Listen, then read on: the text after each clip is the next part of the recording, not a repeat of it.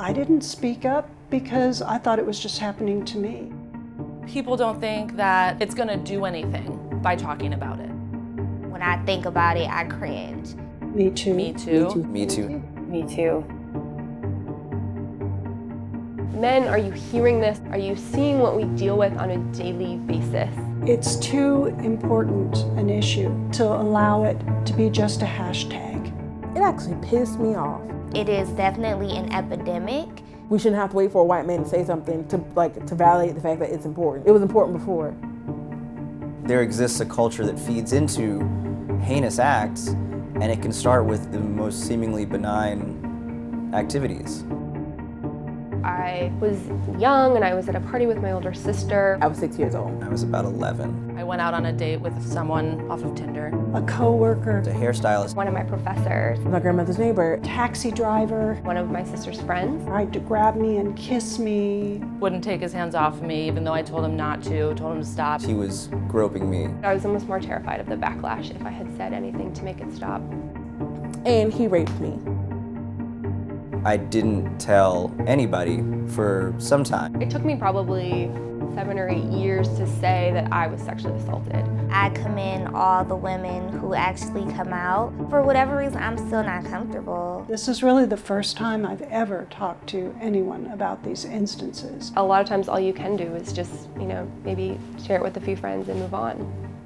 I know I did everything I could in that moment as far as reporting. I was able to achieve justice through the legal system. So I did feel justified, and he's locked up now.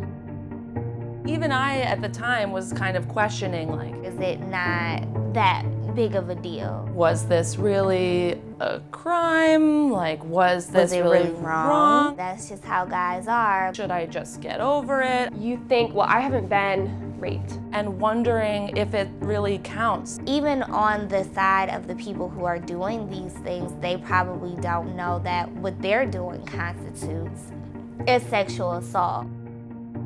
What are the men in our lives going to do about this? It's not one set of people that's affected, it's everybody. And culturally, it has to shift. So women of color, especially if it happens in the family, you don't tell anybody, because what happened if we're all living together or we're surviving together and that uncle goes away to jail, if you do report, what are we gonna do then? We're much more likely to believe somebody who we read in the paper rather than someone who's close to us. That is something that definitely has to be addressed.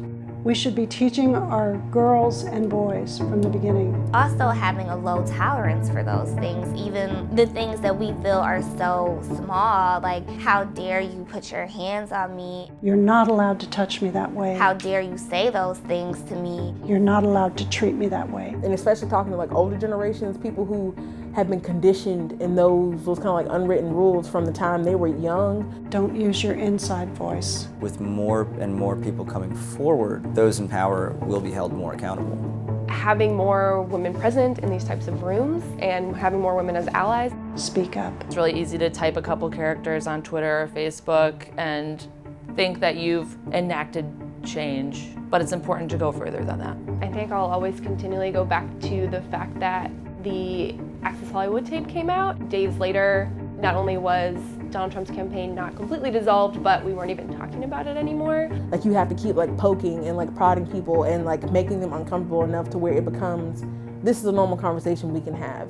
Supporting someone who's been raped or sexually harassed is a normal conversation we can have. It's important to tell your stories, but it should not just be on us.